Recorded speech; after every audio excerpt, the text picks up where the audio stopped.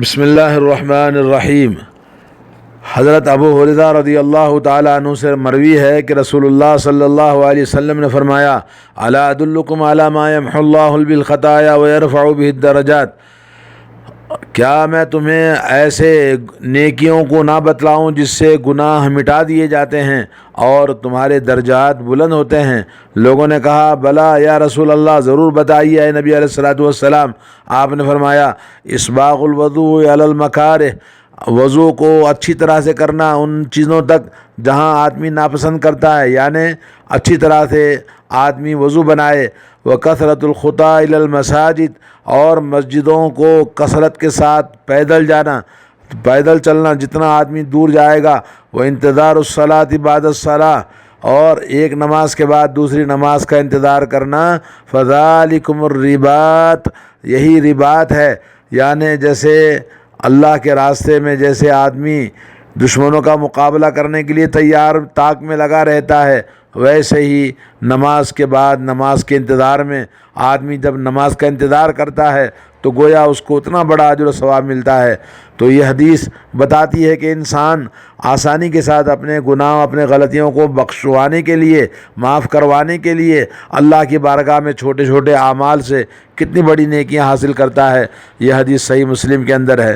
ایک اور حدیث میں حضرت ابو ہریرہ رضی اللہ تعالیٰ عنہ فرماتے ہیں، رسول اللہ صلی اللہ علیہ وسلم نے فرمایا، لا یزال احدکم فی صلاۃ ما دامت الصلاۃ تحبسہ، یعنی جب تک انسان کو نماز کسی کو روک لیتی ہے تم میں سے، تو اس کا شمار نماز میں ہوگا۔ اور فرمایا کہ لا یمنعہ ان ینقلب الی اہلہ، گھر والوں کے پاس جانے سے اس کو کوئی چیز نہیں روکتی سوائے نماز کے۔ تو گویا نماز کی وہ ہمیشہ فکر رہتا ہے،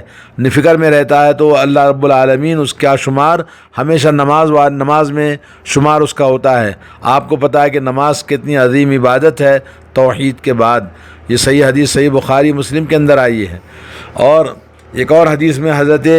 ابو ہریرہ رضی اللہ تعالی عنہ فرماتے ہیں کہ ان احدکم فی صلاۃ ما دامت الصلاۃ تحبسہ، اور یقیناً تم میں سے جو شخص جب تک نماز اس کو روکے رکھی ہے تو اس کا شمار نماز میں ہوگا، اور فرشتے اس کے لیے دعا کرتے ہیں، اللہم اغفر لہ، اے اللہ اس بندے کی مغفرت فرما دے جو نماز کے انتظار میں بیٹھا ہے۔ اللہم ارحمہ، اے اللہ اس پر اپنی رحمتیں اسے مال مال فرما دے۔ ما لم یقم من مصلی، اس وقت تک جب تک کہ وہ اپنی نماز کے مصلی، نماز کی جائے پہ بیٹھا ہوا ہے۔ او یحدث، یا ایک کہ اس نے ہوا خارج کر دی، وضو توڑ دیا، تو پھر وہ وہاں سے وہ نماز سے نکل جاتا ہے۔ یہ حدیث صحیح بخاری کے اندر آئی ہے۔ دوستو، آپ نے دیکھا کہ آج نماز کا ہم کتنا خیال رکھتے ہیں، ہمارے گھروں میں، ہمارے معاشرے میں کتنے لوگ ایسے ہیں جو نماز کی فکر کرتے ہیں اور نماز کے لیے مسجدوں میں جا کر اطمینان سے نماز کے بعد مسجد میں بیٹھتے ہیں۔ سبحان اللہ، نماز کے انتظار میں بیٹھنا اور نماز کے بعد بیٹھنا مسجد میں، تو گویا اس کا شمار نماز میں ہوتا ہے جب تک کہ وہ اپنی نماز گاہ سے نہ اٹھے، یا کہ ہوا خارج نہ کر دے، یا دنیاوی باتیں نہ کرے۔ تو یہ بہت عظیم ثواب کی جو ترغیب دلائی گئی ہے، تو آج ہمیں اس بات کی ضرورت ہے کہ ہم مسجدوں کو آباد کریں۔ حضرت ابو ہریرہ رضی اللہ تعالیٰ عنہ سے مروی ہے، نبی علیہ الصلوۃ والسلام نے فرمایا، سبعۃ یظلھم اللہ فی ظلہ یوم لا ظل الا ظلہ، 7 آدمی وہ ہیں جن کو اللہ تعالیٰ اپنے عرش کے نیچے سایہ دے گا جس دن کے کوئی سایہ نہ ہوگا، کہ روز محشر کی بات ہے۔ اس میں سے پہلا ہے الامام العادل، انصاف کرنے والا امام، یعنی وہ شخص جو کسی بھی چیز کا حاکم ہے، یا ذمہ دار ہے، یا امیر ہے، یا کوئی بھی بڑا آدمی ہے جس کے ماتحت بہت سارے کام اور ذمہ داریاں ہوتی ہیں، اس میں عدل و انصاف کے ساتھ وہ معاملہ کرتا ہے لوگوں کا، تو اللہ تعالیٰ ایسے انسان کو اپنے عرش کے نیچے جگہ عطا فرماتا ہے۔ دوسرا، وہ نوجوان، وہ شاب نشأ فی عبادت ربہ،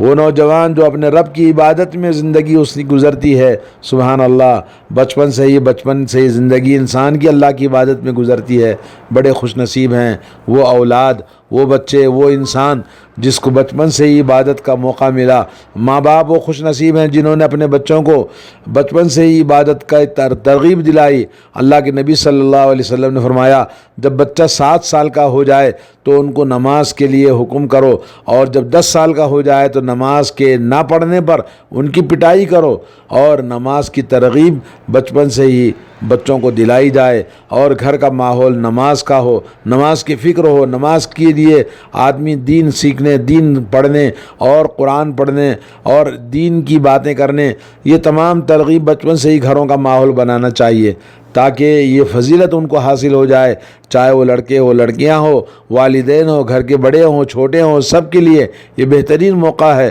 آج ہمارے گھروں میں یہ تمام چیزیں مفقود ہوتی جا رہی ہیں، تو ہمیں اللہ تعالیٰ سے ڈرنا چاہیے اور اس فضیلت والی چیز کو اپنے گھروں میں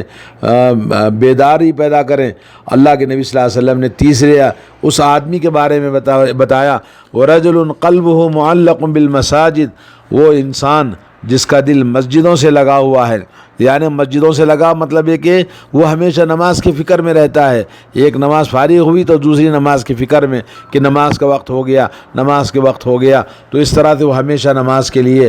تلاش اور جستجو میں رہتا ہے کہ وقت ہو جائے تو نماز کو جاؤں۔ تو ایسے آدمی کے لیے بھی بڑی فضیلت ہے جو انسان ہمیشہ نماز کی فکر کرتا ہے، کسی بھی حال میں نماز کو ضائع نہیں کرنا ہے۔ اور چوتھا وَرَجُلَانِ تَحَابَّا فِي اللَّهِ وَاجْتَمَعَا عَلَيْهِ وَتَفَرَّقَا عَلَيْهِ، وہ دو آدمی جو اللہ کے لیے محبت میں آپس میں ایک دوسرے سے ملاقات کرتے ہیں، اللہ کی محبت میں ان کا جمع ہونا ہے اور اللہ کی محبت ہی میں ان کو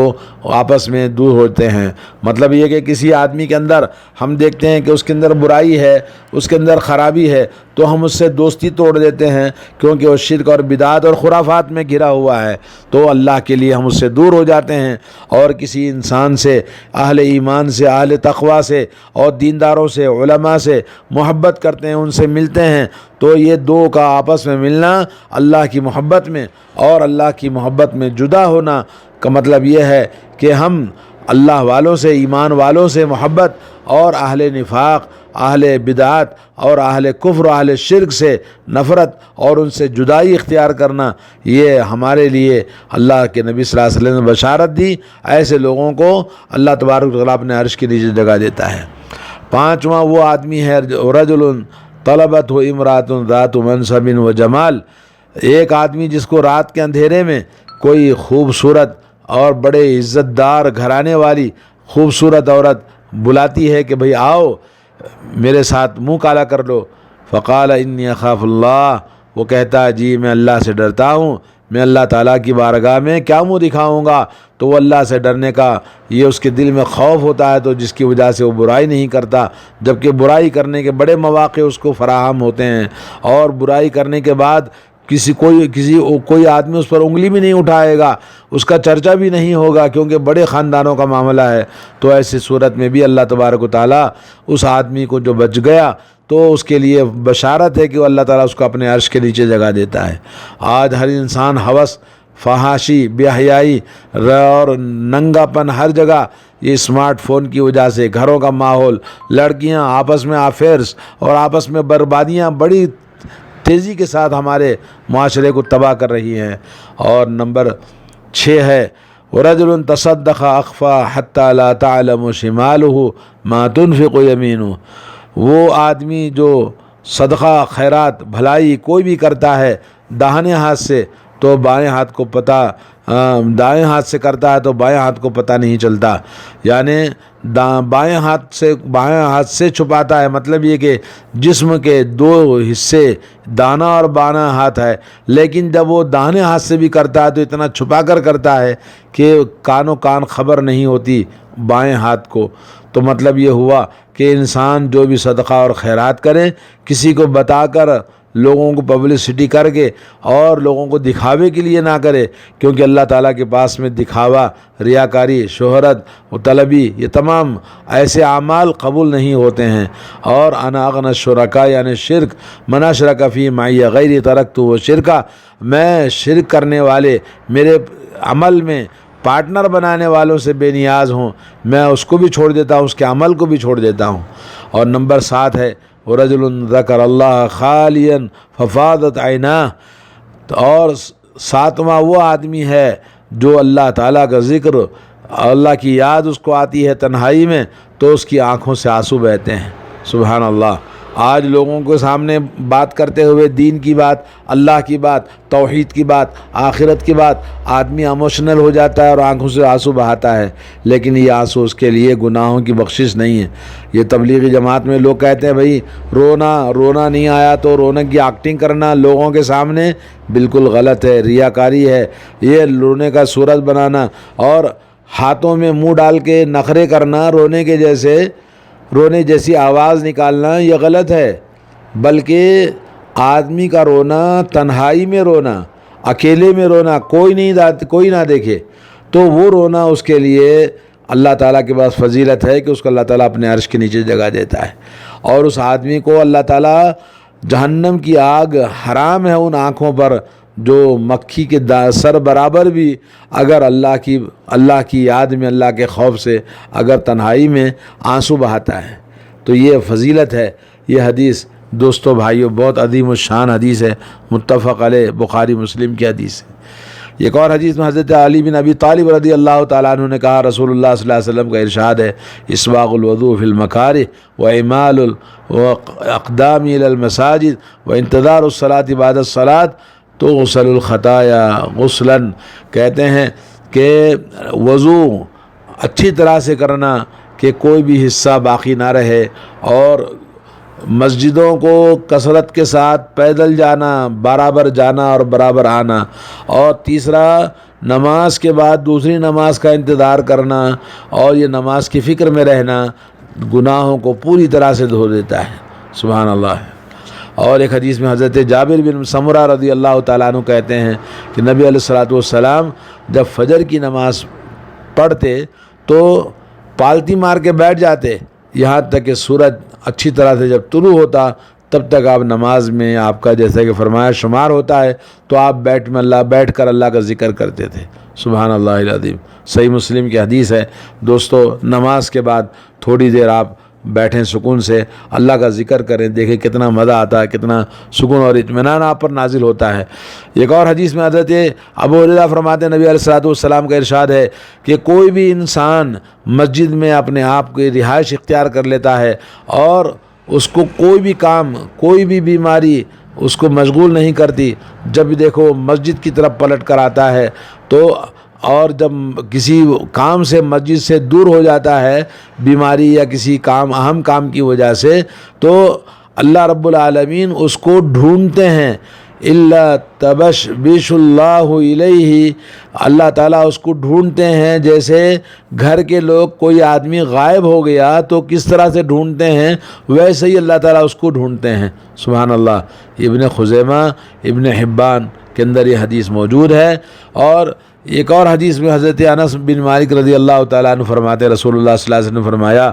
جس نے صبح کی نماز پڑھی جماعت کے ساتھ میں، پھر بیٹھ کر اللہ کا ذکر کرتا رہا یہاں تک کہ سورج طلوع ہوا، اور اس کے بعد 2 رکعت نماز پڑھی، تو اللہ تبارک و تعالیٰ اس کو مکمل حج اور مکمل عمرے کا ثواب عطا فرماتا ہے۔ رسول اللہ صلی اللہ علیہ وسلم نے 3 مرتبہ تامتن مکمل ثواب اس کو ملتا ہے، یہ آپ نے فرمایا۔ یہ ترمذی کے اندر حسن حدیث ہے۔ ایک اور حدیث میں حضرت ابو امامہ رضی اللہ تعالیٰ عنہ کہتے ہیں رسول اللہ صلی اللہ علیہ وسلم نے فرمایا کہ میں بیٹھ کر اللہ تعالیٰ کا ذکر کروں، اللہ کی تکبیر، اللہ اکبر کہوں، اور اللہ کی حمد تحمید، الحمدللہ کہوں، اور اللہ کی تسبیح بیان کروں، لا الہ الا اللہ کا ذکر کروں یہاں تک کہ سورج طلوع ہو جائے، اور مجھے اس بات کی زیادہ محبت ہے کہ میں اسماعیل علیہ السلام کی اولاد میں 2 گردنوں کو آزاد کروں، اس سے زیادہ مجھے یہ اللہ کا ذکر کرنا زیادہ اچھا ہے۔ اور اسی طرح سے عصر کے بعد سے لے کر مغرب تک، اور مجھے زیادہ پسند ہے اولاد اسماعیل میں 4 گردنوں کو 4 غلاموں کو آزاد کروں، اس سے بہتر ہے کہ میں عصر کے بعد سے لے کر مغرب تک میں اللہ تعالیٰ کا ذکر کرتے بیٹھوں۔ تو دوستو کتنی بڑی بات ہے۔ آئیے ایک اور آخری بات سناتا ہوں۔ حضرت عقبہ بن عامر رضی اللہ تعالیٰ عنہ کہتے ہیں رسول اللہ صلی اللہ علیہ وسلم نکلے اور ہم آپ کے ساتھ میں صفہ میں موجود تھے، اور آپ نے فرمایا ایکم یحب ان یغدو کل یوم الی بطحان، تم میں سے کون آدمی ہے جو ہر دن بطحان مقام ہے وہاں جا کر، او الی العقیق، یا ایک وادی عقیق ہے مدینہ منورہ میں مسجد نبوی سے قریب میں، فیاتی منہ بناقتین قوماوین فی غیر اثم ولا قطع رحم، وہاں جانے سے بطحان میں یا وادی عقیق میں اس کو 2 اونٹنیاں ملیں گی، 2 اونٹنیاں کو کوہان والی، اور بغیر کسی گناہ کے، بغیر کسی رشتہ ناتا توڑے کے، کسی کو ناراض کیے کہ آپ کو فری میں وہاں سے لے کر آنا پڑے، تو فری میں آپ کو مل جائیں گی۔ فقلنا یا رسول اللہ نحب ذالک، کہا یا رسول اللہ ہم میں سے ہر ایک آدمی پسند کرتا ہے کہ اس طرح سے ملے اور ہم لے کر آئیں۔ تو اللہ کے نبی نے فرمایا الا افلا یغدو احدکم الی المسجد، کیا تم میں سے کوئی آدمی پسند کرتا ہے کہ وہ مسجد کو جائے، فیعلم او یقرأ آیتین، وہ جانتا ہے